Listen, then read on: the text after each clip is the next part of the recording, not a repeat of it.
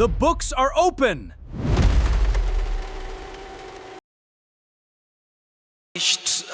What is happening in Daniel chapter 8 verse 9 through to verse 14. The little horn being Rome, pagan and purple faces, the sanctuary under attack is the heavenly sanctuary where Christ ministers as the high priest. Now session 3 establishes when. I want us to note that when this activity culminates, both sessions must succeed for Daniel 8 verse 14 to point to 1844, for they are logically inseparable. I want us to understand that. We pray. Father Lord, we invoke your presence in our midst this afternoon, and we ask you to open our minds as we open the scriptures to understand such matters entailing your prophecies. Keep us, we ask in Jesus' name. Now, session 3, the session we are going through right now, in one sentence, the year-day principle, the key that converts the 2,300 days of Daniel 8:14 into 2,300 years. This is not an Adventist invention. Very important for us to understand. This is embedded in Hebrew scriptures, confirmed by 6 independent ancient Jewish sources spanning 2,000 years, and was the normal pre-Christian reading of the prophetic time. Now, what we need to understand at the end of this presentation, or at the end of this study, is that the 2,300 literal days interpretation fails in that world empires cannot rise and fall in 6 years. The year-day principle has also 3 tiers of direct biblical evidence from Leviticus to Numbers and Ezekiel, in that Daniel's own narrative uses days non-literally, setting the pattern before prophecies. We are looking think of this more of a proof as to why we speak forth of the year-day principle. Well, we'll read and speak of verses like, as Adventists, tunaongeanga kuhusu one day, najua Peter anasema is equals to 1,000 years, but when it comes to prophecy, one day is equals to 1 year when in prophecy. When it's 3.5 years, that would mean it would be 1,260 days. That would be equivalent to 1,260 years. For today, we are speaking about 2,300 days that Daniel speaks of in Daniel chapter 8 verse 14. So of these days, how do they translate to years? We'll also look into the word weeks, which means not sevens, requiring the year-day principle. Then read from some ancient texts, confirm what happened during the intertestamental period again, why I mentioned it in the morning, and the various sects within the Jewish culture that arose, and some 2 historical texts that confirm the principle that would lead to 457 BC plus 2,300 years, giving us 1844 AD when the sanctuary was cleansed. So, just as I've mentioned in session 2, we identified who the little horn is and what it attacks. Now, within this session, we answer the question you've all been waiting for. I don't know that you've been anticipating after answering who and what. When does Daniel 8:14 conclude, and what does that mean for us? And within this context, the central problem, the main argument in Daniel 8:14, speaking of 2,300 days, these days bracket the activity of a world power that attacked the heavenly sanctuary, and the prophetic period must be long enough to include the rise and fall of the Persian and the Greek empires, the appearance and the death of the Messiah, centuries of religious persecution, and the eventual cleansing of the sanctuary. And none of these fit in the literal perspective of the 2,000 2300 days. Now, why do we say so? If we are to speak of it as literal, if we are to speak of the 2300 days at literal, it would mean that this would be equivalent to 6.3 years. But 6.3 years, can all these nations rise within a time span of 6.3 years and all be destroyed? This would mean that the 1260 days of prophecy, if we are to take them as literal days, would mean 3.5 years. If we are to take the 70 weeks of Daniel, chapter 9, verse 24, would translate strictly to 1.3 years, taking them as literal, meaning that world empires cannot rise in 6 years, because the 2300 timeline, it's the longest prophetic timeline among these prophetic timelines that are mentioned here, in that world empires cannot rise within 6 years, and history does not fit at all if we are to take these 2300 days as merely literal. And if we are to pick them as prophetic, that is using the year-day principle, the 2300 days would translate to 2300 years. That would mean it begins in 457 BC and ends in 1844. The 1260 years, if we are to pick them as prophetic, would begin from 538 AD and end in 1798. The 70 weeks would be 490 years beginning in 457 BC from the going forth of the decree to rebuild and restore Jerusalem, and would end in AD 34, in that empires can rise and fall across centuries. That is the 2300 years, in that history fits with precision if this is prophetic rather than if it was literal. That should sink out very clearly. Let me ask a question. It's just a wild question, even though I've explained this.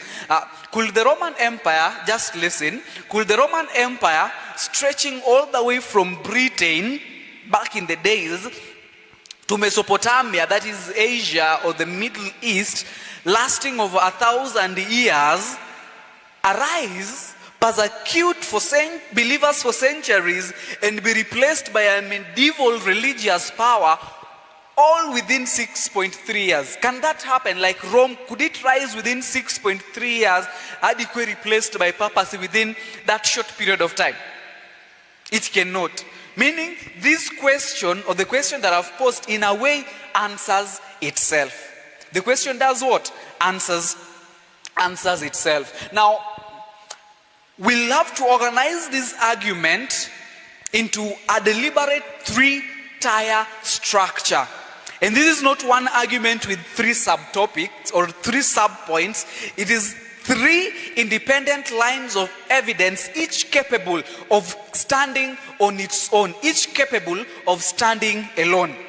And what are these 3 evidences that we have regarding this matter or regarding this context? Tier 1 evidence, herein we find it as the general or philosophical evidence. And this, its strength basically establishes the presumption, the scale of the prophecy requires years. Actually, but we look into it again.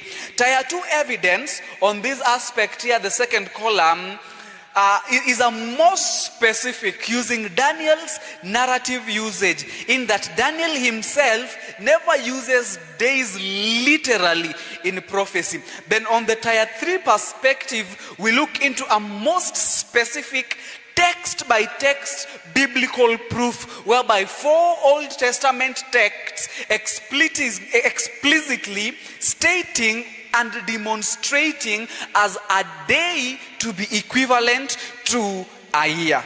And of this, the year-day principle will disseminate it, will destroy it, not destroy it as to destroy it, but destroy it as to understand it. I hope we understand that. Yeah, we'll break it, as in the sense of breaking bread to eat. So that is what I want us to look into as we proceed with the first set of the first tier, that basically involves the philosophy of history that demands a long coverage, the theology of time periods, adversity, then reversal, then the magnitude paradox on the apocalyptic events which need centuries to occur, then the time of the end which requires a symbolic time to reach it. Then we'll get to tier 2 and tier 3. Tier 1 is what we begin with. The general evidence, which is the philosophy of history. In that if all prophetic periods are literal days, the entire 2000-year Christian era is left without prophetic coverage. And this is consistent with I make known the end from the beginning, as is recorded in Isaiah chapter 46 verse 10. Somebody read us that verse. Isaiah 46 verse 10.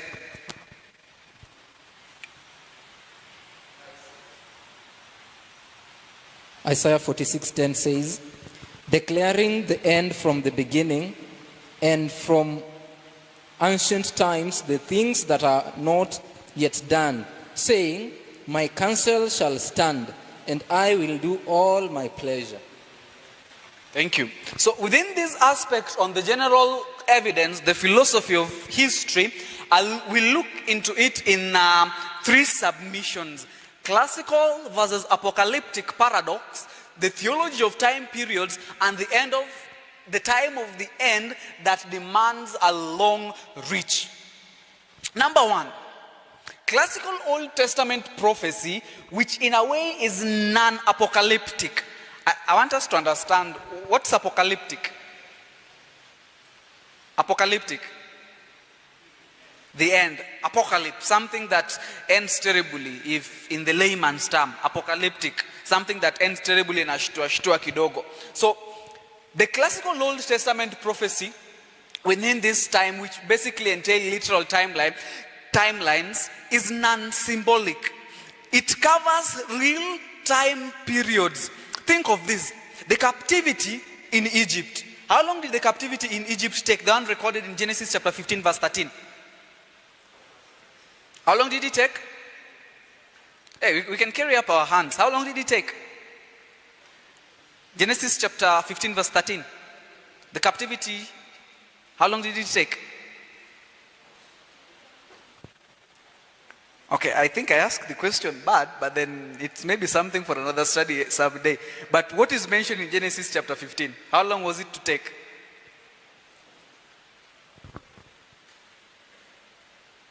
Alpha.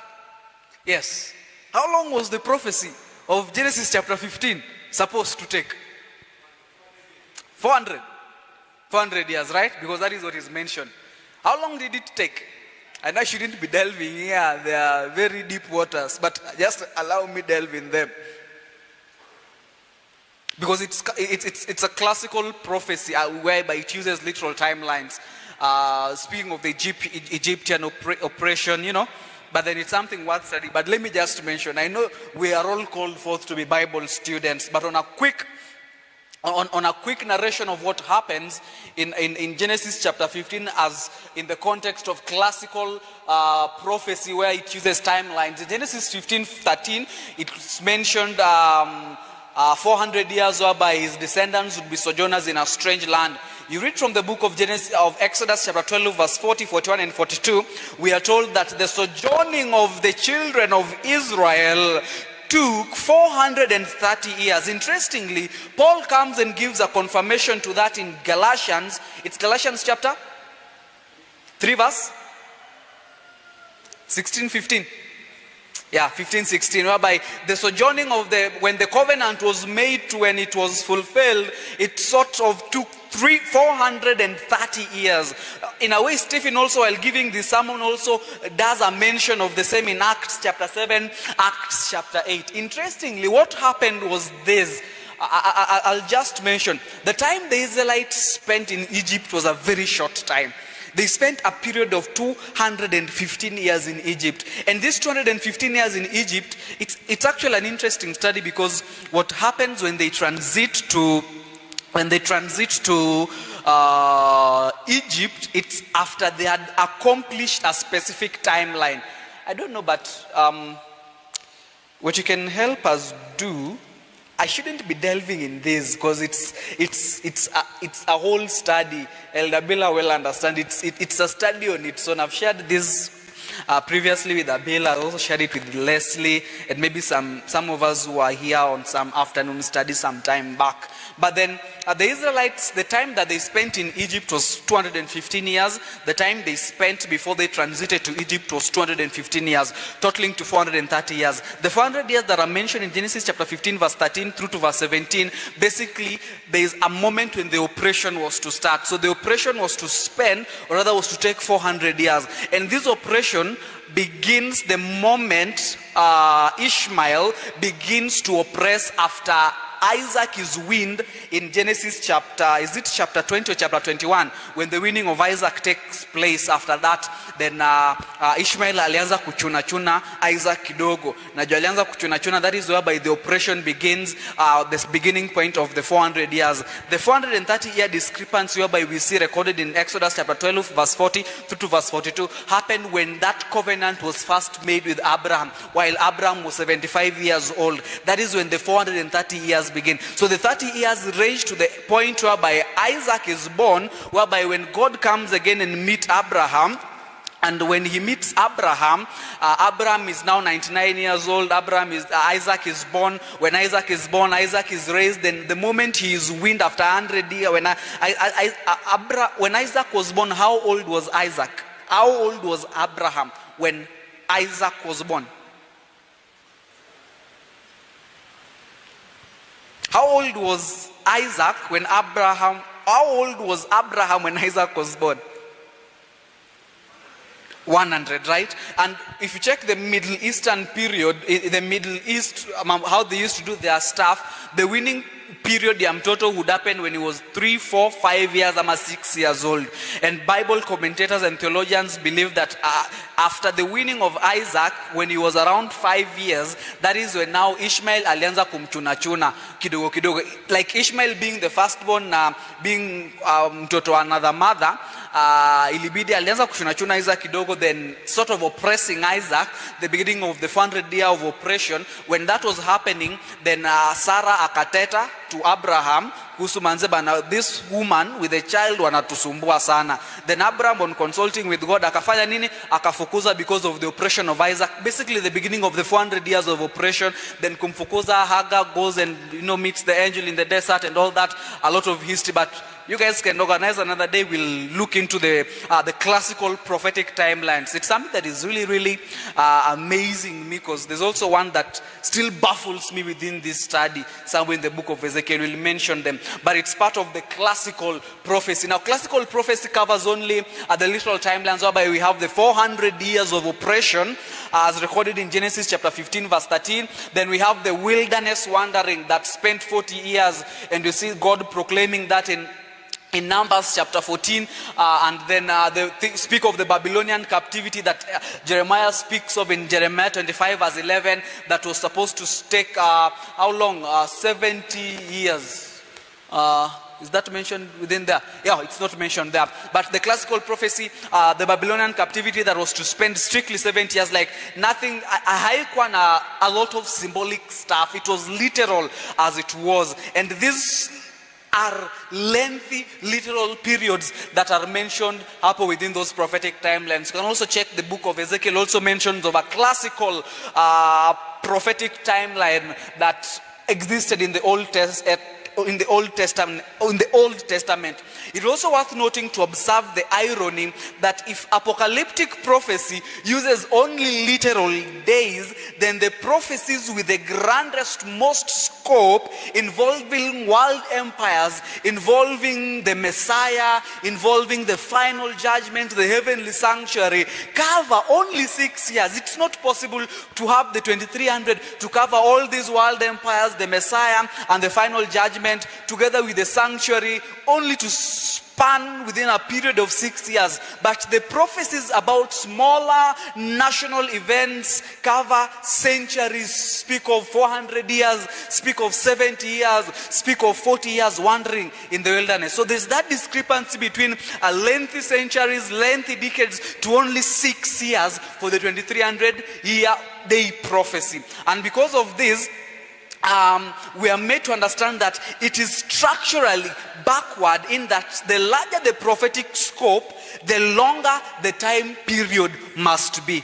And it's also worth noting that the scope and nature of the apocalyptic prophecy demands symbolic treatment of its time periods, not as we give to the classical prophetic timelines, that the prophetic actors in Daniel chapter 8 are world empires represented as animals and horns, manifestly symbolic because they are animals and horns, in that the symbolic figures also must carry symbolic time within them in the book of Daniel and also the book of Revelation. Imeingia in regard to the classical versus the apocalyptic paradox, because it's all about reasoning out these points. Number two, it's on the theology of time periods. And within the theology of time periods, every prophetic time period in Daniel and Revelation follows the same theological pattern. And what's this theological pattern? We have to understand it. There is adversity, then there is reversal. So it moves from adversity to reversal. What does all this mean? The saints are persecuted for a time period, then God intervenes and vindicates them. I hope you may think. There is an adversity, then there is a reverse. Saints being persecuted for a time period, then God comes and vindicates them.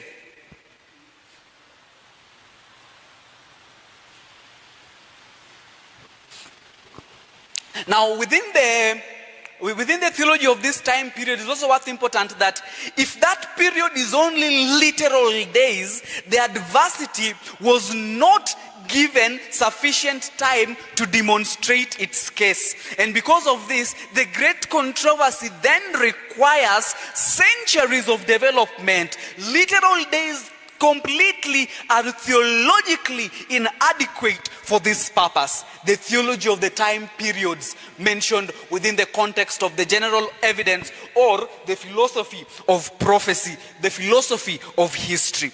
The last aspect within this is on the time of the end, which demands a long reach, or rather a long jump. You know, Gabriel tells Daniel in Daniel chapter 8, Daniel chapter 9, specifically Daniel chapter 8, we've read this in our previous presentation, verse 17 and verse 18. Gabriel tells David, that all this pertains to the time of the end. They pertain to the time of the end. He mentions it twice. Now, in our previous session, session 2, established this, that it means the prophecies cannot be fulfilled by this man called Antiochus, who died in 164 BC. It must reach forward past the first century at minimum. It must reach forward past the instance where Christ died at minimum. When the 70 weeks conclude, then the literal 2,300 days from any reasonable starting point cannot reach the first century AD, let alone any meaningful end of time. Those 3 points should sink in when analyzing the aspect on the general evidence. Let's get to the tier 2 evidence of this. And here we'll be looking at Daniel's own days that are never literal in prophecy. And its Hebrew context of the days is Yamim. It's Yamim. The days here, it's Yamim. Mentioned within that context. In that, before reaching numerically specific prophecies, we have to understand and make a crucial observation. In that, Daniel himself consistently uses the word days. He uses the word days, which in Hebrew is Yamim. Now, in non-literal senses, in his own narrative sections, while he records his book. Now, a question that we should maybe pose within yourself is that, now, if the author habitually uses days to mean non-literal periods, readers should expect the same in prophetic passages. Let's do a confirmation and a quick analysis of the verses within this context here, as in as in the references. Now in Daniel chapter 1 verse 5 and verse 18, we'll go quick with this.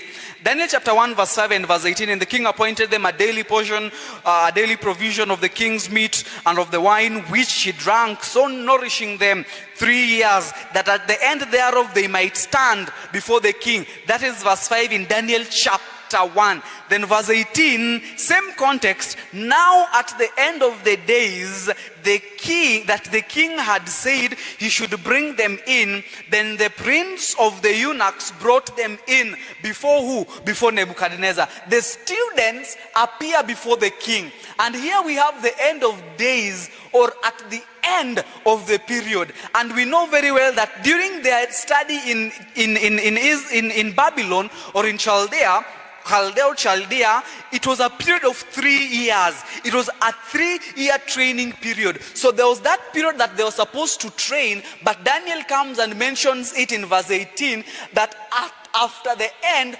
of the days. But Daniel does not just stop within that context. In chapter 4 verse 34, he also comes forth when, after making this, revealing this dream that Nebuchadnezzar had of this great tree that was cut down, and he says, at the end of the days, I, Nebuchadnezzar, lifted up mine eyes and unto heaven, and mine understanding returned unto me. We know that prophecy when now Nebuchadnezzar is taken to the wilderness for how long?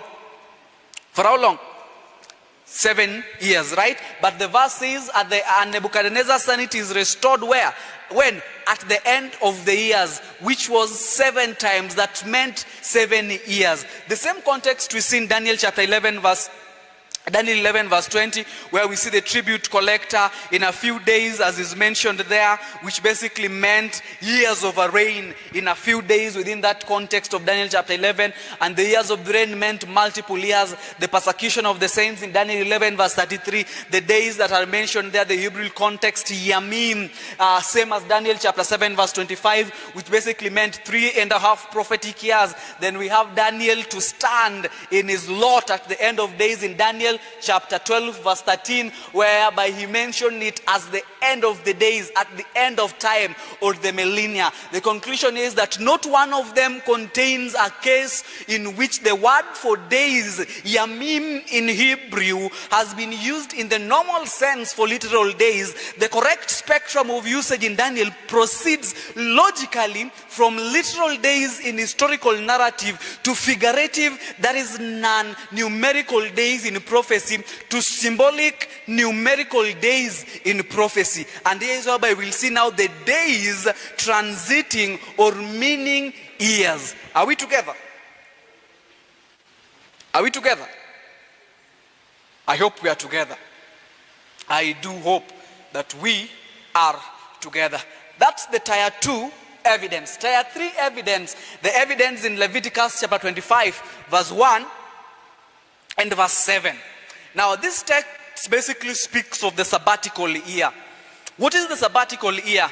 The sabbatical year within the context of Leviticus 25 verse 1 and verse 7, the sabbatical year, it's a law, or the sabbatical year law is the first place in scripture where the year-day equivalence is embedded. Now this mechanism is the word Sabbaton, solemn rest in Hebrew. Sabbaton in Leviticus chapter 25 verse 1 through to verse 7. Sabbaton. Now the word appears in both Sabbath day contexts and crucially in the sabbatical year law, whereby the sabbatical year law was one entire year of rest patterned structurally for one Sabbath day. Now I'm just trying to imagine if we were given like 1 year of rest, 1 year of holiday. Come on, we are really anticipating for holiday. I know there's an holiday on Wednesday. There's another one on next week on Monday.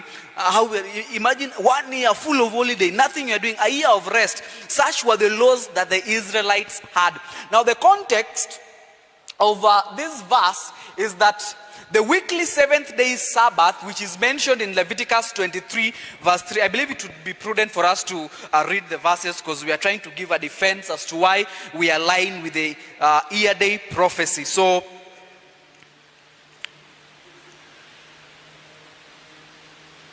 okay, go with me to the book of Leviticus I hope it won't take much of a time. Nisende sana na speed.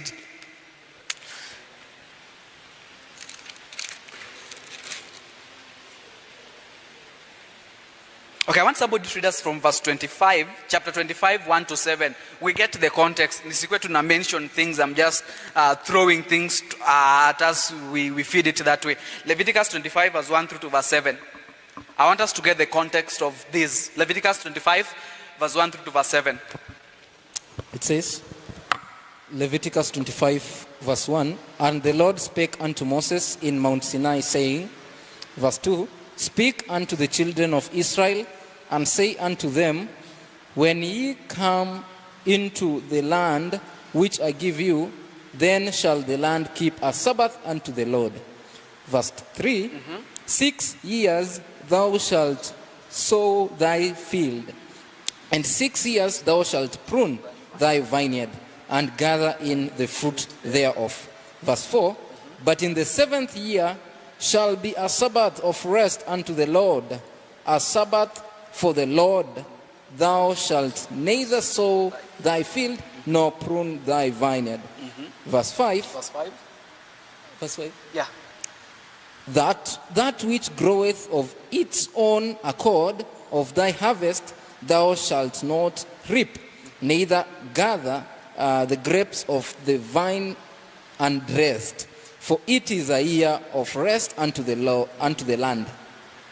Verse 7. Verse 6. Verse First. 6. Yeah, 6. And the Sabbath of the land shall be meat for you, for thee and for thy servant, and for thy maid, and for thy hired servant, and for thy stranger that sojourneth with thee. 7. And for thee, and for thy cattle, and for the beasts that are in thy land, shall all the increase thereof be meat. Thank you.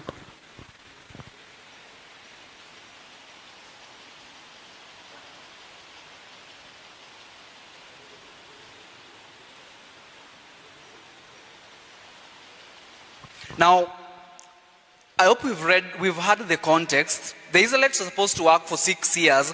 Then on the 7th year, they were supposed to rest. It's like a holiday for a whole year.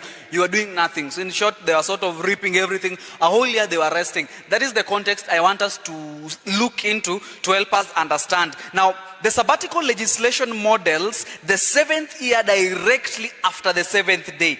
I want us to understand that. That should sink in. You know, when God did all creation, and in the 4th commandment he tells them, thou shalt labor for how long? For 6 days. Then on the 7th, you do what? You'll rest, just as he did. Then he comes and then brings and paints the context of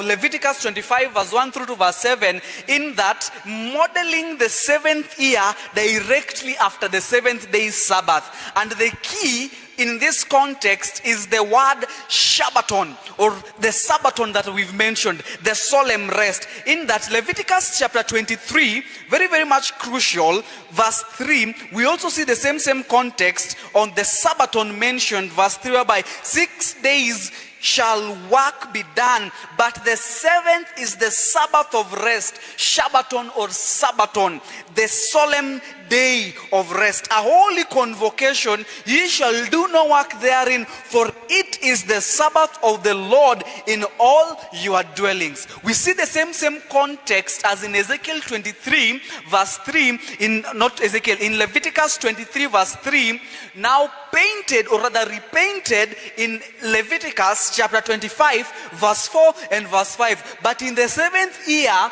shall be a Sabbath of rest. The same use of words, Sabbaton or Shabbaton, a solemn rest, a Sabbath for the Lord, that thou shalt neither sow thy field nor prune thy vineyard. That which groweth on its own accord of thy harvest thou shalt not reap, neither gather the grapes of thy vine and rest, for it is a year of rest unto the Lord. There is a similarity between a Sabbath, the Sabbath day, the 7th day that they adhered to, and the 7th or the Sabbath year that God is giving them here as a legislation. The sabbatical year, I repeat, is modeled on the Sabbath day. One Sabbath within this context is equivalent to one sabbatical year. In this context, we realize that the year-day equivalence is embedded in Israelite or in Israel's most fundamental agricultural law, not the explicit grammatical parallel that is mentioned within this. That on that day, that's in Leviticus 25 verse 4 verse 5, shall be a Sabbath of solemn rest for the land. Verse 4. Verse 5, shall be a year of solemn rest for the Lord. Compare these two verses, Leviticus 25 verse 4 and Leviticus 25 verse 5. Just do a quick comparison. But in the 7th year shall be a Sabbath of rest unto the land, a Sabbath for the Lord. Verse 5. That which groweth in Amalizapo within the context that for it is a year of rest unto the land.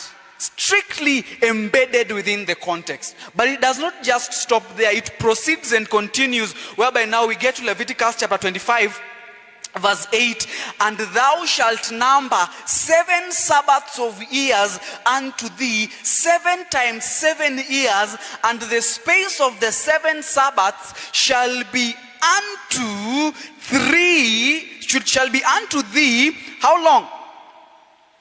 40 and what? 40 and 9 years.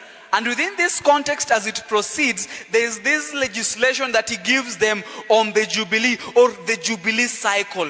Jubilee is a period of how many years? A Jubilee is a period of how many years? 50. How many? 50 years. A century? A millennium? Thank you, that's great. Now the Jubilee is calculated by counting 7 Sabbaths of years, as in Leviticus 25 verse 8. 7 weeks of years to be equivalent to 49 years, whereby each day of those weeks stand for 1 year. And as we see, it demonstrates the parallel that is in Daniel chapter 8, whereby 1 sabbatical year is equals to 7 years. While Daniel chapter 9, we see a similar reference, whereby 70 years of captivity would be equivalent to 10 sabbatical periods. But it does not just stop there. A Jubilee is equivalent to how many weeks of years? 7. A Jubilee is equals to 7 weeks of years, and of these 7 weeks of years, we multiply them by 7, as in the record of verse 8 of chapter 25 of Leviticus, which would give us 49 years. Then the 50th year was accorded also as a Sabbath. Then the 70 weeks in Daniel chapter 9, modeled within this same principle, we see that the 70 weeks are equivalent to 10 Jubilees, just as were the 70 years upon which they were to be in captivity were equivalent to 10 Jubilee periods that were 10 sabbatical periods. But in Daniel 9 verse 24, the 70 weeks are equivalent to 10 Jubilee periods, which are equivalent to 490 days. A very, very critical point for us to understand. Let me repeat. We are comparing Daniel 9 to Leviticus 25. A sabbatical year in Leviticus 25 is equals to 7 years. While in Daniel 9, when this prayer Daniel makes and the angel comes, because they've transited and they are supposed to be out of Babylon, not out of Babylon, but back to their land, the 70 years of captivity, which would be equivalent to 10 sabbatical periods. Then doing a quick comparison of the Jubilee now mentioned in verse 8 of Leviticus 25, a Jubilee being equivalent to 7 weeks of years, multiplying that by 7 equivalent, giving us 49 years, we now see 70 weeks cut off, and these 70 weeks are equivalent to 10 Jubilee periods, which are equivalent to 490 years. What does this mean? That the Jubilee legislation and Daniel's 70 weeks prophecy use the identical counting principle. And what principle is this? A day for a year. There's this, which we have on the leaflets that have been given. The one that has the 490 years at the back and the 2300 years. We are basically trying to decipher and look into this very context. And with this, the 70 weeks are not sevens in the sense of heptads with implied years. They are literal weeks whose days stand for years under the year day principle. That should sink in very well among us. That should sink in very well among us. That should sink in very well among us. Now back to this, the context of the weekly 7-day Sabbath.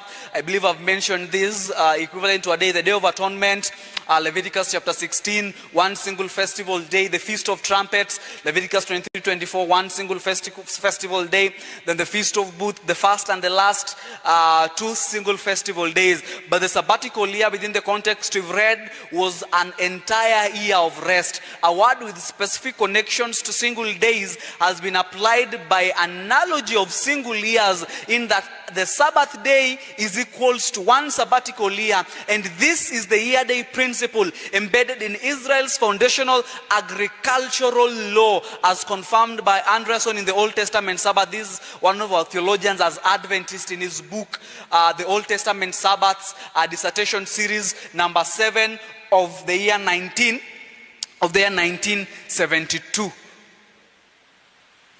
Oh, I've also done the succeeding slides. Interesting. I believe we've explained this. One sabbatical year within the context of the Jubilees is equivalent to 7 years. Then because the literal translation, actually one thing we need to understand, the Bible in a way was not translated. The Bible was transliterated. Sawa. Allow me use translation, when it was converted to Greek, that was transliteration.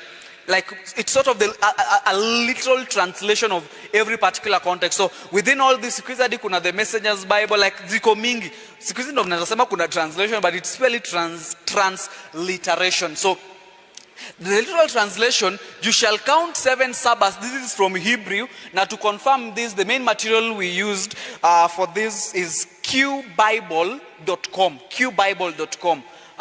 Maybe I'll give us a quick show how to use it. Nikemaliza, qbible.com. It helps you get the Hebrew canon, a transliteration of it, then an English translation of it in the King James Version. If you can also get into the Greek lexicon, the LXX, that's the Septuagint, and also compare it with English, a transliteration of that context now into English without having to read from the King James Version. It's qbible without anything. qbible.com. You can use that site to do your studies and research. So the transliteration, the literal translation of Leviticus chapter 25 verse 8 is that you shall count 7 Sabbaths of years, 7 years times 7. 7 years 7 times. And to you, the days of the 7 Sabbaths shall be 49 years. And here we find this, what I've mentioned, sabbatical years, 7 years, then 70 years of exile, they spent 10 sabbatical periods, a jubilee equivalent to 7 weeks of years times 7 weeks of years times 7, which would be 49 years. Then the 70 weeks that are mentioned in Daniel chapter 9 verse 24, which are the 70 weeks, that 10 jubilee periods are totaling to 490 years, whereby each day of rest, each day of the weeks is equals to 1 year, and each day of the weeks on this other end would also be and must be equivalent to 1 year when we speak of the 70 weeks of Daniel chapter 9 verse 24. And interestingly, the Pentecost is mentioned, or rather brought about within this context, whereby it's a 7 full weeks, whereby we have 7 weeks, 7 by 7 times 7 by 7, equivalent, giving us 49 days, as in the feast of how was the feast of Pentecost called by the Israelites? The Feast of Weeks, exactly. That is what I was looking for. The Feast of Weeks. It was a Feast of Weeks whereby 7 full weeks. Weeks is 7 days. There are Feast of Weeks. It's more like waiting for 7 weeks, having 7 days each within the weeks, totaling to 49 days. Then on the 50th day, they celebrated sort of a Sabbath in commemoration of the Feast of Weeks. So within the weeks context, up until we get the Hebrew word Sabwa. Now Sabwa basically means weeks everywhere in the Old Testament, not sevens. Because when you have it as sevens, it brings up a new interpretation. But when it remains as weeks, it's your point in a home. Now the critical point within this matter here is that the Jubilee legislation provides the model of Daniel chapter 9 verse 24 through to verse 27. One could almost say the 70 weeks prophecy was modeled directly after the Jubilee cycle. And with this we'll see there's a particular sect of the Hebrews, of the Jews, called the Essenes at Qumran, who understood this. And this we'll see it on slide 15 when we are looking at the various sect of the Hebrews and how the Dead Sea Scrolls. Yeah, the Dead Sea Scrolls also have evidences as to the year-day prophecy, the Jubilee cycle, which were hidden by this sect of the Jews known as the Essenes or the Essenes. The third text within this context is the book of Numbers chapter 14 verse 34. Now this is a simple one because we all know it. Numbers 14 verse 34, when God gives the punishment, a quick historical brief, God tells them as Moses gives an overview in in Deuteronomy chapter 1 from begin from verse 16, but specifically from verse 18 through to verse 19, when they had gotten at Kadesh Barnea, God orders them to go and possess the land. And then getting the context back to Daniel chapter 11, Numbers chapter 11, Numbers chapter 12, Numbers chapter 13, because they had just appointed some 70 elders among them. They go have an elders meeting, an elders council meeting, because they are the 70 elders to deliberate on the matters that were Israeli, because now they're supposed to go get into the land of Canaan, but they're not sure whether they should get in there. Now, as a result of this council of elders, the 70 elders, what happens is that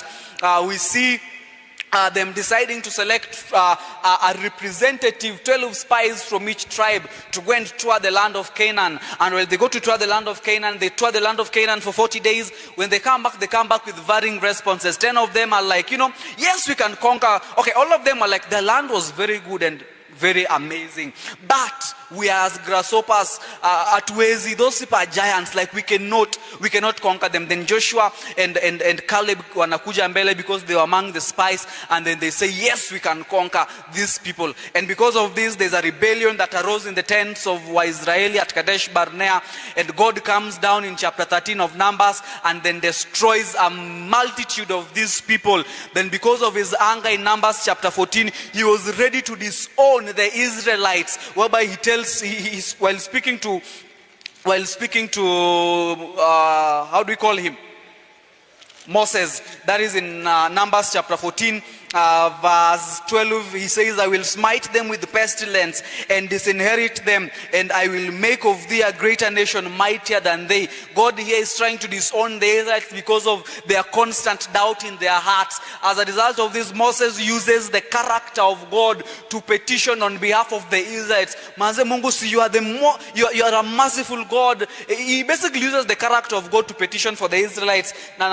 So imagine if you destroy all these people, how will the enemies of Israel, how will the Egyptians say, yani uliwatoa in Egypt to come and kill them in the wilderness? And God, after reasoning with Moses, because Moses is a man who spoke to God face to face as a man speaketh to a friend, a man with whom was very sure his name was in the book of life, and then anambia Mungu manze, fanya hii for the Israelites, or if you don't want to do it, remove my name from the book of life. That is the man Moses was. And after reasoning with God, God decides to forgive the Israelites, but to punish them in a way that the number of years their spies spent in Canaan, for those number of days, they would spend those number of years in the wilderness, just wandering as punishment. And of the numbered lot when you alitoka Egypt, none of them would get into the land of Canaan, except for a few, Joshua and Caleb, and those whom were 20 years and below, who came from Egypt, and those who were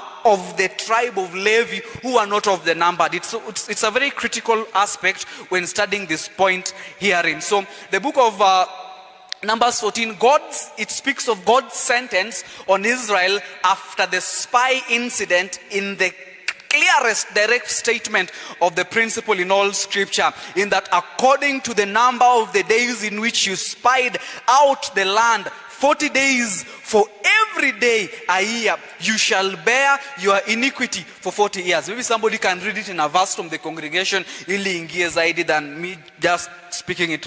Numbers chapter 14 verse 34. 14 verse 34.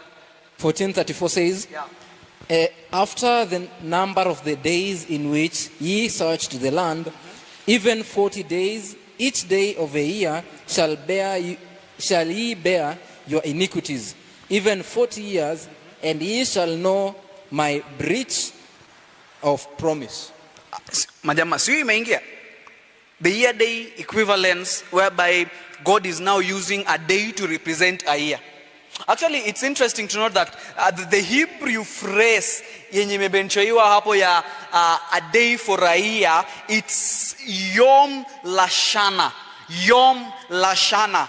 And it's repeated marambili actually. Yom Lashana literally meaning a day for a year, a day for a year. The reduplication, that repetition conveys finality and precision. Past days of disobedience now determining future years of consequence. Something that is very, very much important. Why? God established these equivalents in Israel's earliest history when the same formula comes to appear again in Daniel and in Revelation's symbolic time periods. It reflects that this ancient established was a biblical precedent that was used by then. The Hebrew formula is Yom Lasana, a day for a year, a day for a year. A reduplication that conveys finality and precision. The next text I want us to look into is the text of Ezekiel chapter 4 verse 4 and verse 6. Actually, these are the two texts mostly our prophecy teachers use. At least now we can increase the number of texts we are using. We have so far viewed how many texts? Because currently we are checking at tier 2 of Daniel's own days that are never literal. We've looked at the various references whereby he uses end of days to represent years. Then now the various texts, we are looking at 4 texts here. We've looked at Leviticus chapter 25. Now we've also looked at Leviticus chapter 25 verse 8. The first one was from verse 1 to verse 7. Speaking of the 6 years of work, then the 7th sabbatical year, then the Jubilee cycle. Then now we've looked at Numbers chapter 14 verse 34. Then again now we look at the last text that would help us cement this. That is Ezekiel chapter 4 verse 6. Many times we use the Numbers and Ezekiel, but now our prophecy students can expand their vocabulary. Not vocabulary, but their scriptural usage within their slides now. So in Numbers, in Ezekiel chapter 4, the principle is again confirmed now, but in reverse. Why is it in reverse? We are understanding that I have assigned you a year for a day.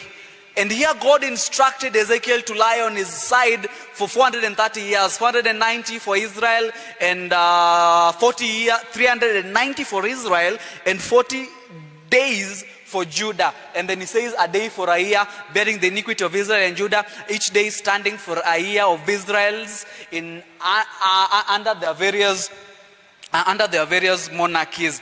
Now Ezekiel being commanded within this context, God also mentions whereby, okay, somebody just read the verse. Just read the verse. Begin from Ezekiel chapter 4, verse 4 through to verse 6. Ezekiel 4 verse 4. Lie thou also upon thy left side, and lay the iniquity of the house of Israel upon it, according to the number of the days that thou shalt lie upon it, thou shalt bear their iniquity. For I have laid upon thee the years of their iniquity, according to the number of the days, 390 days. So shalt thou bear the iniquity of the house of Israel. Chapter 6, verse 6, sorry. And when thou hast accomplished them, he again on thy right side, lie again on thy right side, and thou shalt bear the iniquity of the house of Judah 40 days. I have appointed thee each day for a year. Thank you. God is appointing each day for, actually, one principle I want us to understand is that there's a reverse here. You know, in Numbers chapter 14, what basically happens is the past days of disobedience. I want us to understand this because Ezekiel is writing. Ezekiel actually, was he exilic prophet, post-exilic prophet, or pre-exilic prophet? Exilic prophet. What does that mean? Exilic, exile. When Israel went to exile Babylon for 70 years, pre-exilic, okay, pre-exilic prophets are prophets who existed before the exile. Speak of Wasekama Jeremiah. Any other pre-exilic prophet you know of? Isaiah. Isaiah was a pre-exilic prophet. Now, exilic prophets, any exilic prophet you know of? Daniel and Ezekiel. Because Ezekiel actually ni time walikuwa na nini? Walikuwa naenda. Post-exilic prophets, Zechariah, Haggai, and they're quite a bunch. Sawa. They're quite a bunch. Those are the most important ones for us to understand because they are mentioned in the way when it comes to prophetic references. So within this context, in the book of Numbers, past days of disobedience determine future years of consequences. In that, the Israelites have spied for how many days? 40 days. And as a result of their disobedience for spying for 40 days, they are punished by future years of consequences. But in Ezekiel chapter 4, it is the reverse. How is it the reverse? Because what we see in Ezekiel chapter 4, here the past years determine the future days. But the underlying principle is identical. There are some issues with the prophecy of Ezekiel chapter 4, verse 4 to verse 6, which we can all be called to study on the various timeline when the 390 plus 40 days began, totaling to 430 years when it began. Several people tried coming up with their calculations, but maybe some other study some other day would help bring more light to this classical prophetic timeline within the Old Testament. And with this we see like there is that reverse. Vitu mnafanya sahi zinawafanya you get the consequences for future years.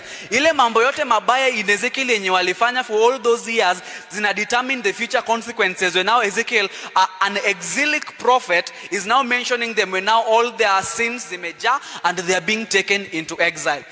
A quick comparison, Yom Lasanya, year day, it's the same Hebrew text that is used in Numbers chapter 14 verse 34 and Ezekiel chapter 4 verse 4 to 6. Yom Lasanya, the Hebrew phrase identical, a day for a year, bearing the iniquity, which is a verb, nasa, in Hebrew, bearing the iniquity in the similar context, an identical verb. Number of days, mispar hai, number of days, mispar yamim, still identical. Direction in Numbers, it's up. The past days determine future years, but in Ezekiel the past years determine future days. So there's that reverse, but the principle is the same principle, different application, and proves that the principle is durable, not a one-time statement that is being used. Are we together? Very well. The texts are still quite a bunch. Daniel chapter 8 and Daniel chapter 11 years. Now, mostly this is more of an, it's more of an internal proof within the book of Daniel. Daniel 11 is the inspired explanation of Daniel chapter 8. And what Daniel 8 describes in symbolic time, Daniel 11 describes in literal years. When Daniel 8 speaks of ram, goats, horns, symbolic, Daniel 11 comes and explains those as the Persian kings, the Grecian kings, the kings of the north, the kings of the south, real people, the casting down of stars, trampling. Here it's symbolic action where we see the military campaigns, the alliances, symbolic, symbol to history and all that. And here we have the 2300 evenings and mornings, a symbolic time unit. But in Daniel 11, years and several years happen within the same period, which basically determine to us that the days are equivalent to years. Here what we see is that what has been described in the symbolic time of units in 8 verse 14 of Daniel has been explained in the literal historical time units of Daniel 11 chapter verse 6, verse 8 and verse 13. And the book of Daniel teaches the year day principle twice. Once in chapter 9 as we saw in our previous session, in session 2, and once in chapter 8 is compared with that in chapter 11. That in chapter 11.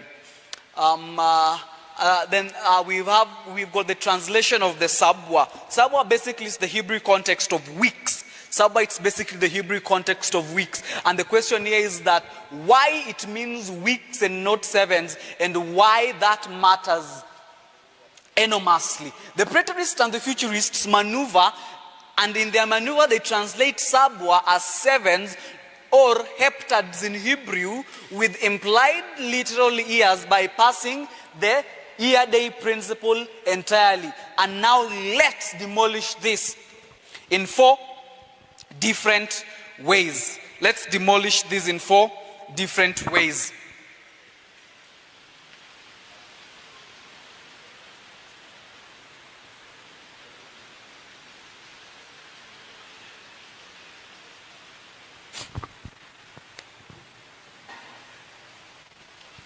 Why it means weeks and not sevens. Now, just as I've mentioned, the preterists maneuver, many non-historicist interpreters translate the Sabwa as sevens or heptads, and their argument is this, is that if the word means sevens rather than weeks, then the 70 units could be 70 times 7 literal years, and the year day principle is not needed. And a close examination, all the available evidences finds this translation without any support whatsoever. The very first evidence I want us to look into is the Hebrew Old Testament that has 13 occurrences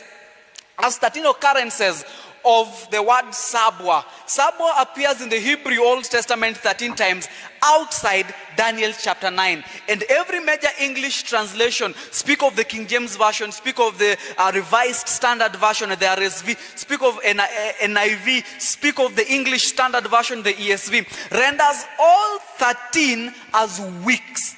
7 of the 13 occurrences refer to the Feast of Weeks, which is the Hebrew for Hag Shavuot. Hag Shavuot, in the Greek transliteration, making it to mean Pentecost. And none of this translates these feasts, that is the Feast of the Weeks, as the Feast of Sevens. You heard even when we mentioned, you guys just go research whether it's called the Feast of Weeks or the Feast of Sevens, because the Feast of Weeks is Shabwa, it's Shabwa, like it's weeks, not sevens. I don't know that it makes sense in that there is no translation place to Tapata like when I translate the Feast of Weeks as the Feast of Sevens. And this uniform translation of all the standard version supports the meaning of the weeks. In Daniel 10 verse 1 through to verse 2, a similar, which is more of an internal, uses Sabwa twice.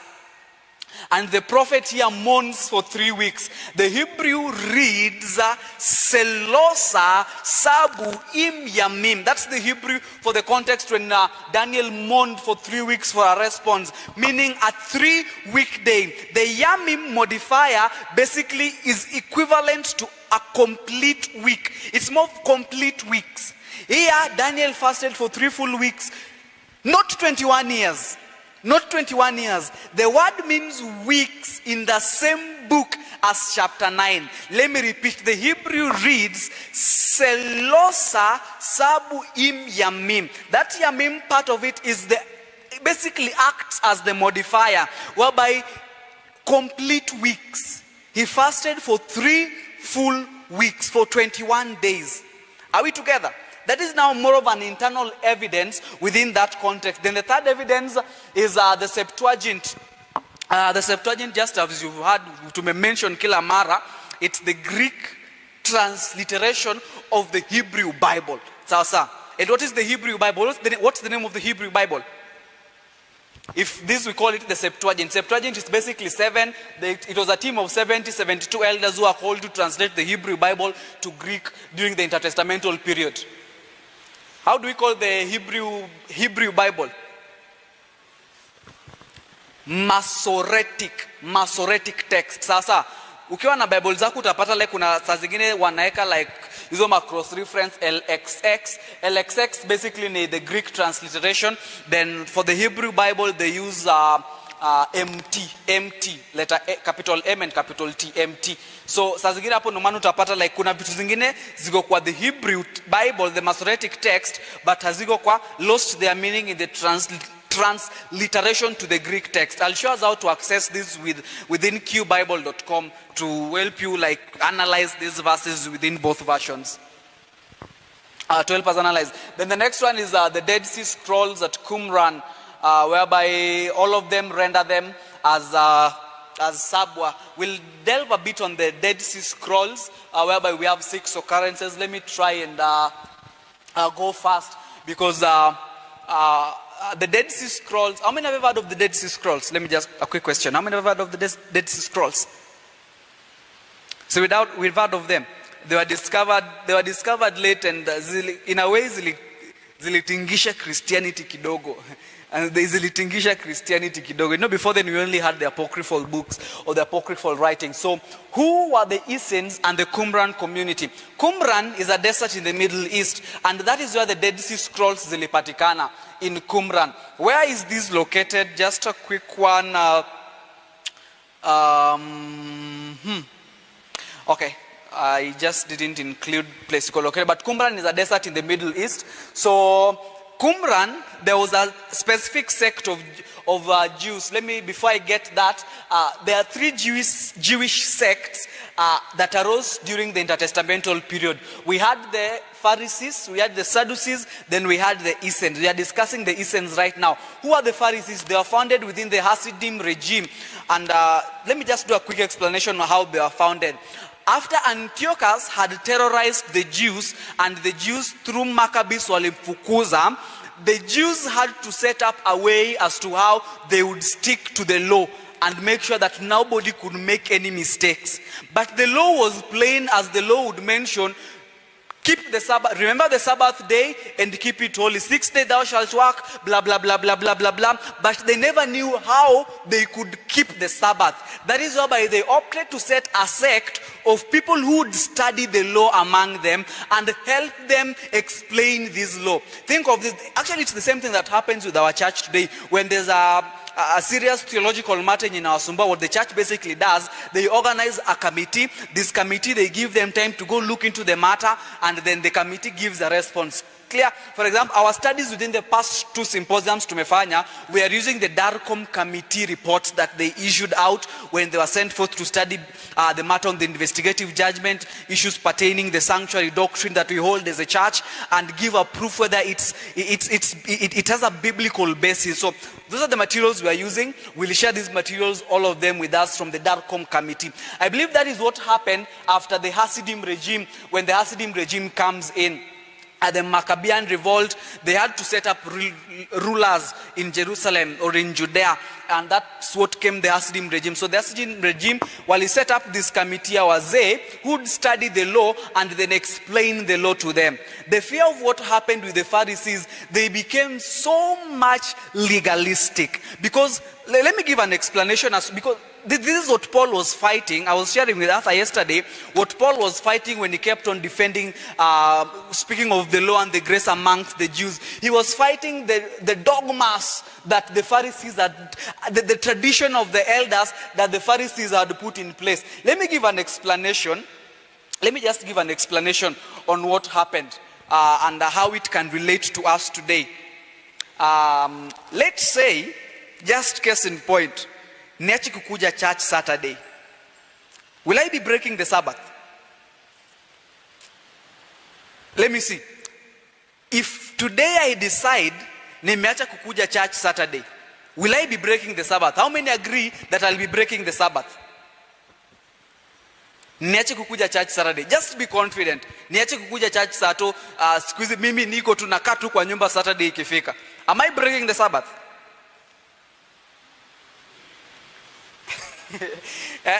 Let's reason this out. Am I breaking the Sabbath? Okay, how many think they would be breaking the Sabbath, or somebody would be breaking the Sabbath if aache kukuja church Saturday ama aache kuattend kanisa kabisa, atakuwa na break Sabbath? How many believe so? So we all believe that if we come to church on Saturday, we are keeping the Sabbath. So, okay, let me bring it easier. Kukuja church Sato, it's a prerequisite for keeping the Sabbath. It's not a prerequisite. So in short, I can stay home and just keep the Sabbath. I can stay home and just keep the Sabbath. Sure. Okay, this is what happened during the Pharisees. The law was plain. It says do not steal. The law says do not kill. The law says keep, because the best illustration as to me is keeping the Sabbath, because that is the best one. Now the Pharisees came and studied the law, then set up other laws to back it. Like they defined when one could break the law. They defined when one could break the law or not break the law. They also gave definitions as to when one would keep the Sabbath or break the Sabbath. We see that happening a lot with Christ. That is what the Pharisees did. And when Paul comes in, what he does actually mambo na Sabbath, it's interesting. I know kitamba kuko na mambo na kwenda church. It's something that arose during the intertestamental period when the Jews now were in exile and they could not be together. Then they started setting up groups among them, wanna meet just to study the law. Perfect example of the man who initiated that was Ezra. When Ezra starts teaching the law to the Israelites, he goes forth sort of an altar and start preaching the law to them. That is how the synagogues came about. And because the synagogues came about that way, that is sort of the origin of the church system. But Israeli in the Old Testament, not one time would they go to the temple or sanctuaries to honor the Sabbath. The Sabbath was basically a day whereby they would meet in their homes, though there were instances whereby in various cities, because of the existence of the various schools of prophets, there were places whereby they would meet with the students from the schools of the prophets, who would teach them and unveil to them the oracles of God. Hii mambo na kwenda church ni mambo ilikuja tu baadaye. Those quizzes to maintain. Please don't misquote me somewhere. Don't misquote me. Don't misquote me. Don't misquote me. But it's something that came about as a result of the intertestamental period. It never existed in the Old Testament, but it's very critical for the time we're living, because for the Sabbath you get to meet people, you get to commune together after a long week of work, we get to feel the joy of rest together, read the word, study the word, just as they did back in the synagogues. Even Christ went and read the law, read the Bible, read the scriptures, let me use the scriptures, to the Jews while at one point of the synagogue. So that was the Pharisees. They came during the Second Temple period. They upheld the law extensively, wakaongeza mambo ingine to the law. They applied it to the future. I believe you guys have read all this. Then we had the Sadducees, who sort of controlled the temple and the priesthood. They rejected oral law. Oral law was basically upheld by the Pharisees. Then the beliefs on afterlife, had very little prophetic focus, minimal engagement, then disappeared after AD 70. These are the Jews we meet today, the Pharisees. They are the ones with whom they have their biblical text, and not biblical text, but then their texts regarding, how do they call them? They have the Targums, and also they have it's starting with the letter M. Mishnah, something of the sort. Just the Jewish texts and all that. And our interest is on the essence. The essence, in a way, shaped religion. There are claims that say John the Baptist dwelled within the Essenes community while he lived in the desert. Awase waliamua kujiseclude because they felt like they wouldn't meet corruption. Nisema tu like ni wase wenye alikuwa naamua like kwenda more of country living. They opted to seclude themselves within the deserts, in the caves whereby they lived, and they rejected to corrupt themselves, withdrew to Qumran, on strict legal codes. They believed in the immortality of the soul and the resurrection. Vitu kama the book of Enoch, the book of Jubilees, most of these canonical books that came about was a result of the beliefs that the Essenes had, and these materials walikuwa mezificha in the caves at Qumran. So just back to who they were founded around 2nd BC after the post-Maccabean revolt, intertestamental period. They have the Qumran. Qumran is basically in the northwest of the Dead Sea shore, a monastic desert community, one of the 3 Jewish sects. To mention here, priestly, communal separatists, rejected Jerusalem temple, copied every Old Testament book except Esther. You can guess, mbona they didn't copy the book of Esther? Mbona? It does no mention of the word God, and produced their own commentaries zenye walificha in Qumran. And all these commentaries, when they were discovered, zilitetesha Christianity kidogo. You can go read of the Dead Sea Scrolls that were founded in 1947 through to 1959, 900 plus manuscripts found in 11 caves within Qumran, or the Dead Sea, commonly called the Dead Sea Scrolls. Significance to our study today, this community were a pre-Christian Jewish interpreters who applied the year-day principle in the prophecies of Daniel. And I believe you guys have read those. I believe, but the materials will be shared with us. Because of time, najibu niende haraka. We've tackled that. Ancient Jewish texts. Now, I wanted us to read of this. Check if you have the book of Jubilees. The book of Jubilees. It's one of the books that came forth from the Qumran community. The book of Jubilees is also called the Little Genesis. Basically, it's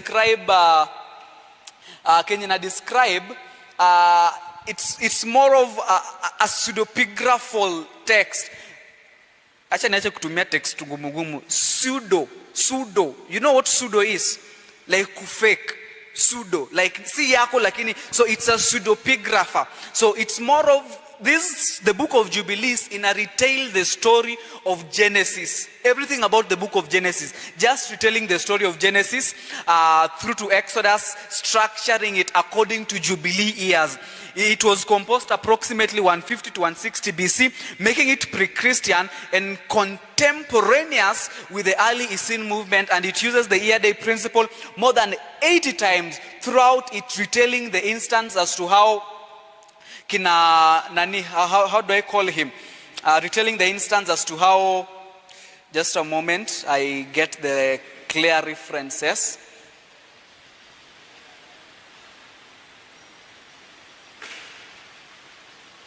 Yeah, this one.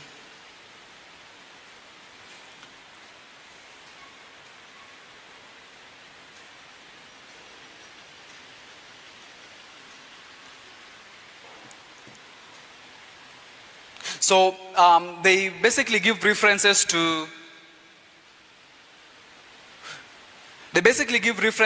how the year-day prophetic the year-day prophecy zilikuwa, the year-day principle was being, how they utilized it during their time. Case in point is the instance on Noah's age,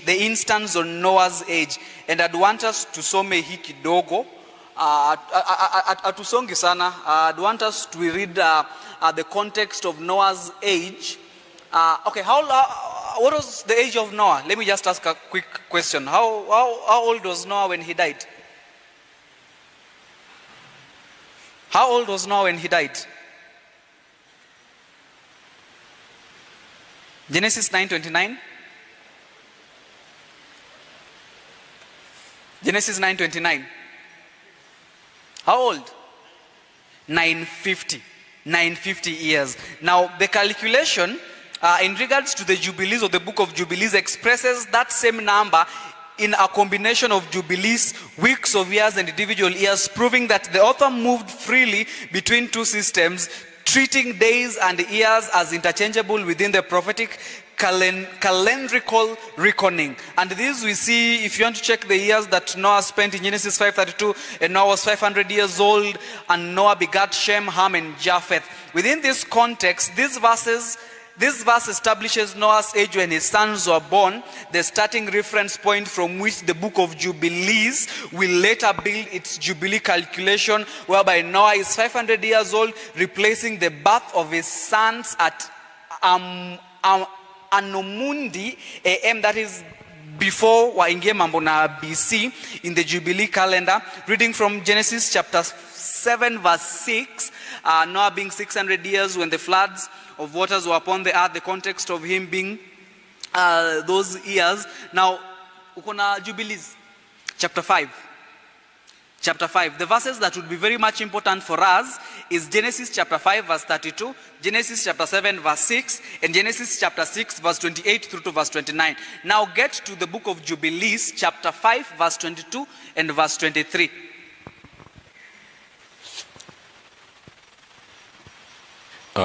Bismillahirrahmanirrahim. And Noah made the ark in all respects as he commanded him, in the 27th Jubilee of years, in the 5th week, in the 5th year, on the new moon of the 1st month. And he entered in the 6th year thereof, in the 2nd month, on the new moon of the 2nd month, till the 16th. And he entered, and all that were brought to him into the ark, and the Lord closed it from without on the 17th evening. Wa rahmatullahi barakatuh. Okay. Actually, if you read that verse, it relates a lot with the context on when Noah is 600 years old, when they get to the ark. That should be, just be with me to the book of Genesis. This is a study of previously done.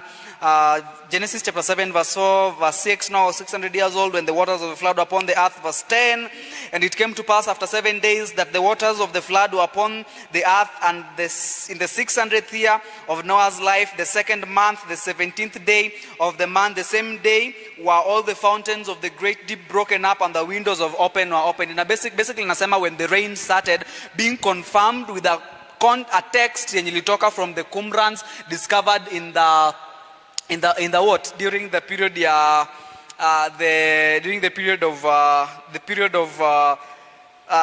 the Essenes, while they reigned, or rather while they lived. Also read us chapter 5 verse 27 through to verse 29.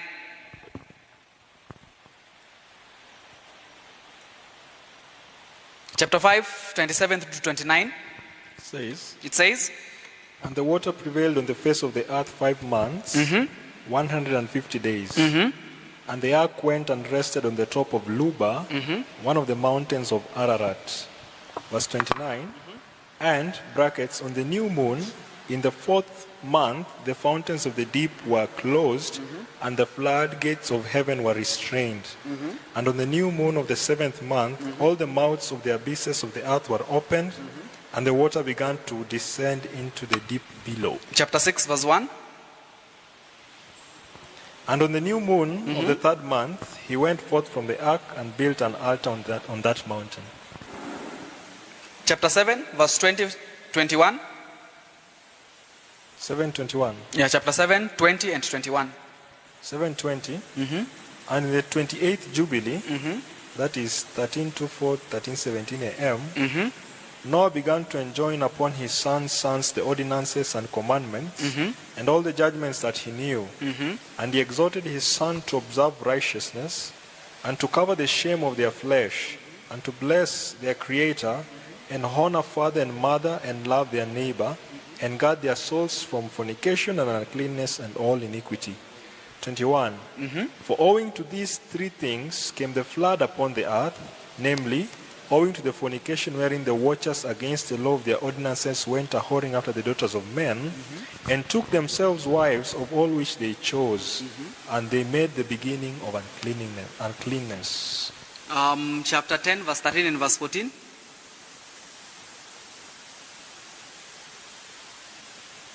And Noah wrote down all things in a book, as we instructed him concerning every kind of medicine. Thus the evil spirits were precluded from hurting the sons of Noah. 10:13. Through to 14. 14. Yeah. And he gave all that he had written to Shem, his eldest son, for he loved him exceedingly above all his sons. 15 through to 17. 15. Chapter 10, verse 15 through to 17. And Noah slept with his fathers and was buried on Mount Luba in the land of Ararat. 950 years he completed in his life, 19 jubilees, and 2 weeks and 5 years. 17.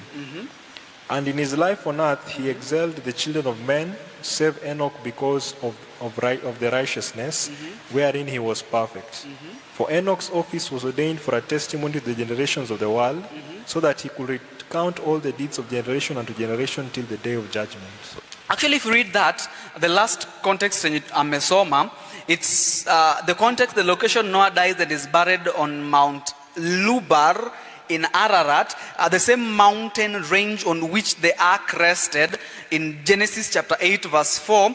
And Jubilees, the book of Jubilees, consistently ties the patriarchs to specific geographical location. What's the context of the Jubilee statement? And imementioniwa hapo hivyo. The author gives both the canonical number 950 years and its Jubilee equivalent in the same breath. He does not choose between them. He treats them as identical expressions of the same quantity.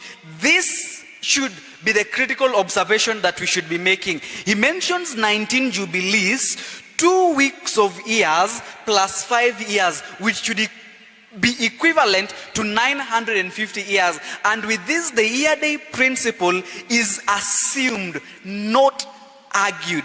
Another context, because if you read that, kuna that mention of the AM, the years, the Anno Mundi date, the annotation 1659 Anno Mundi means Anno Mundi 1650, or the 1659th year of the world according to the Jubilees calendar, counting from creation. And this confirms that the entire Jubilee system is not metaphorical, but is a precise chronological record of the author, treating it as historically exact. Another context is the Enoch comparison that our elder has read, that is in verse 17 of the book of Jubilees, chapter 10, whereby this comparison is significant because Enoch's 365 life cycle span, as recorded in Genesis chapter 5 verse 23, is also expressed by jubilees in jubilee units elsewhere in 7 jubilees plus 5 weeks plus 5 years,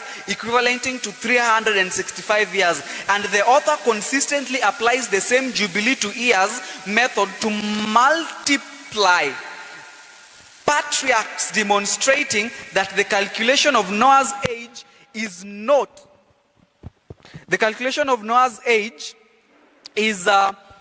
an isolated case, but part of a systemic interpretive framework, which is very, very much important. I don't know that we can do this calculation, then tumalize, then we break. Sasa, this calculation, then we break. The calculation that has been written, I don't know whether it's on the slides. Yeah. Yeah, it is. We can do this calculation, then tumalize. Step 1. 1 jubilee is equals to how many years? 1 jubilee is equals to how many years? 1 jubilee. 5049.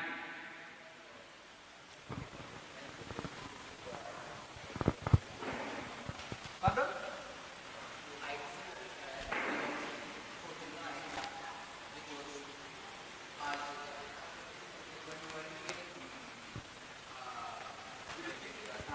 Somebody give him a microphone, please. Somebody, yeah. Yes. I'd say they were 49, because from the book of Genesis, Leviticus, when we were reading, we were counting the first 6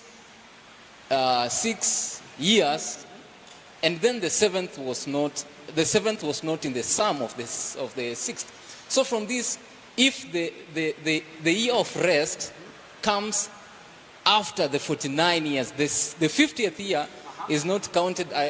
Okay, that's according to me. I don't believe it's counted among the Jubilee years. So it's more of a Sabbath. It makes the whole week. Yeah, it makes it whole. But the Jubilee time, I believe it's the 49. I don't know. Sijui kama hiyo point inaingia. Kuna mtu mwingine anaweza eleza ingie sana. Read the book of Leviticus 25 verse 8 tuisome. Leviticus 25 verse 8. Because that is the verse that establishes the Jubilee cycle. Leviticus 25 verse 8. 25 verse 8. Leviticus chapter 25 verse 8. 25:8 said, and thou shalt number seven Sabbaths of years unto thee, 7 times 7 years, and the space of the 7th Sabbath of the year shall be unto thee 40 and 49 years. I want us to understand that principle in Leviticus 25 verse 8. 7 sabbatical years times 7 years per sabbatical. Zikama mnanielewa. Let me repeat that again. 7 sabbatical years times 7 years per sabbatical. How many? Italeta ngapi? Italeta ngapi? 49. Let me ask a question. Why do we call them 7? Okay, let me not just start confused. If that brings 49, therefore 1 Jubilee is equivalent to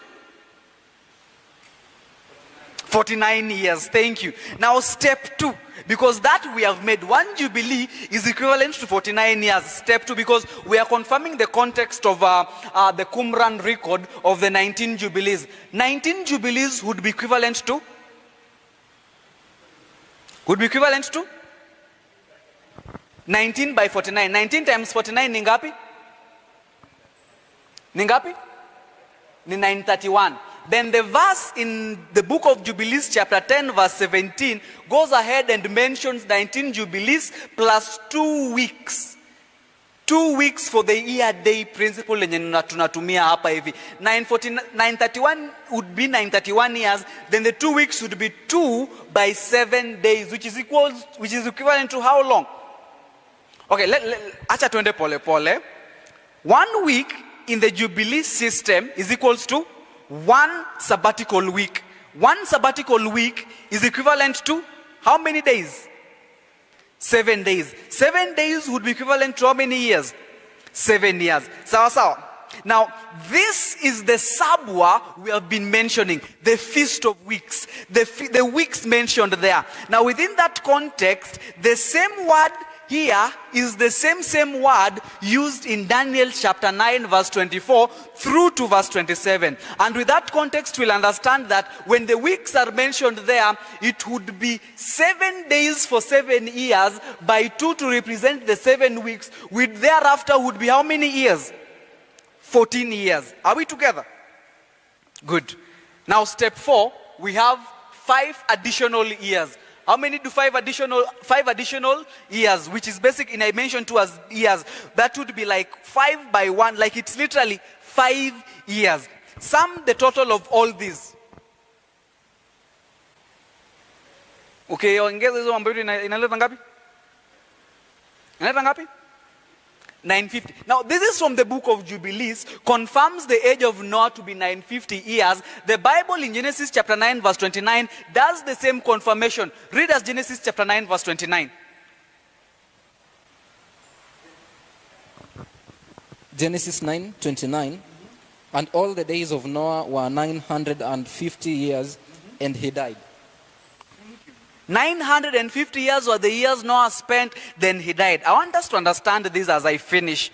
What makes this calculation significant within this session is not the arithmetic itself, but what the arithmetic from the book of Jubilees assumes. The author of Jubilees never explains or justifies the equation.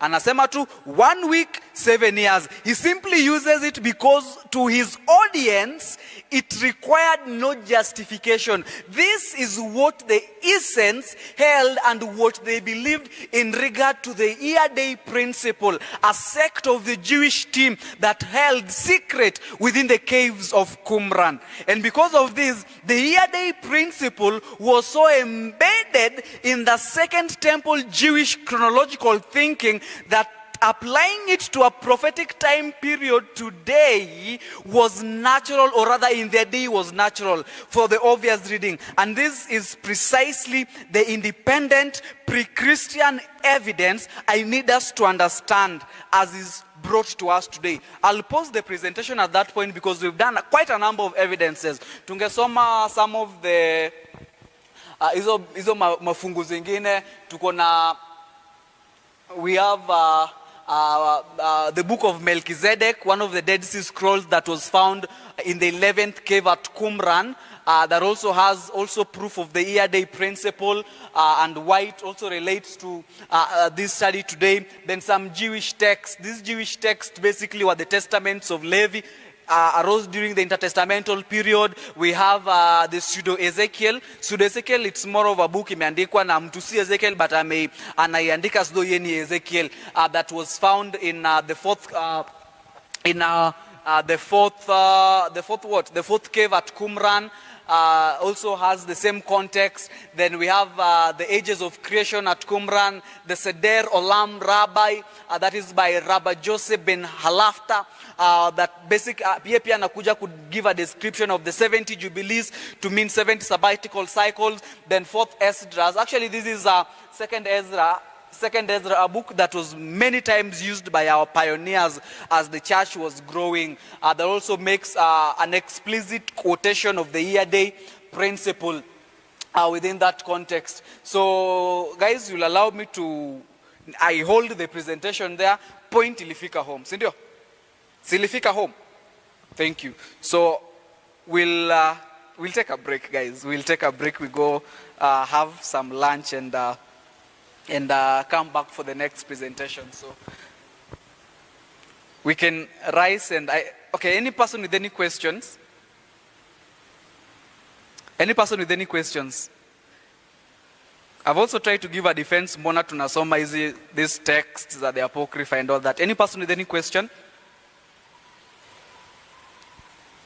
Yes. I'd like to ask something. Okay, sometimes I get confused when I read the books of prophecy. Sometimes, when do we get to choose, or when do we get to not translate, or to try to, I don't know.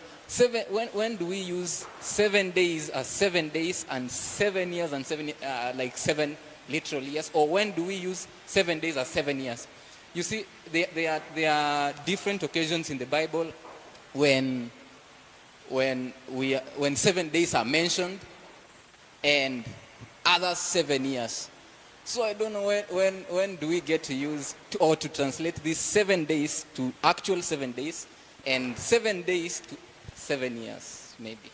Anybody from the congregation who can give a response to that?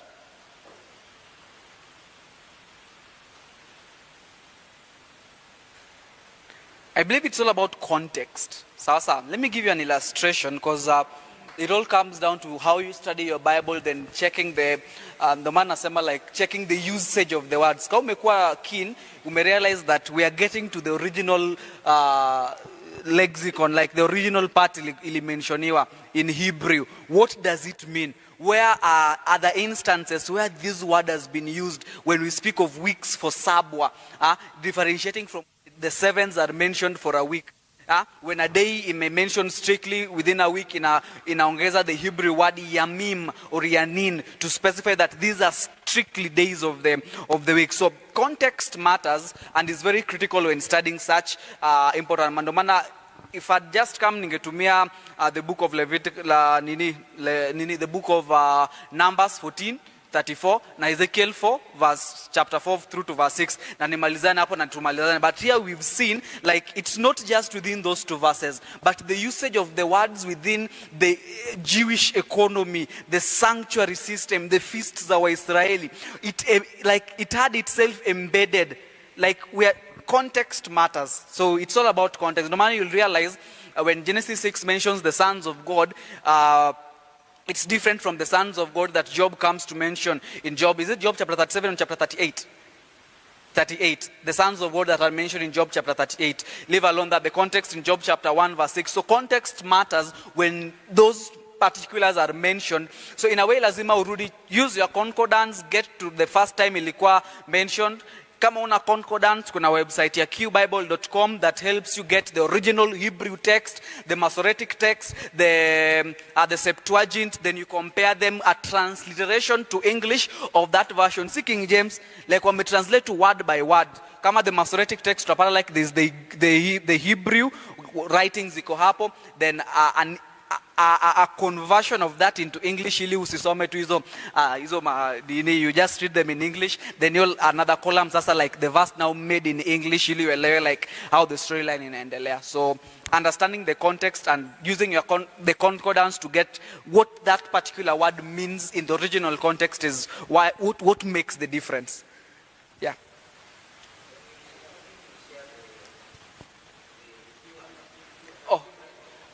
You can just shift the presentation because I'm done. Get to qbible.com. qbible.com. I believe that should be the last one. Then we pray.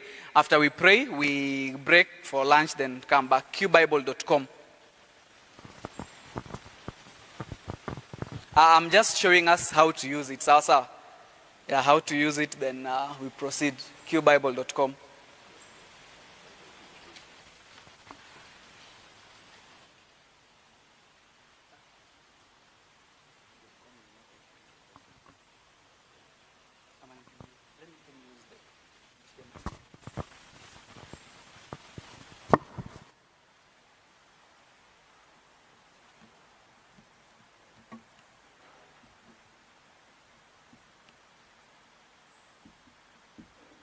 You can shift to the HDMI. Shift to the HDMI.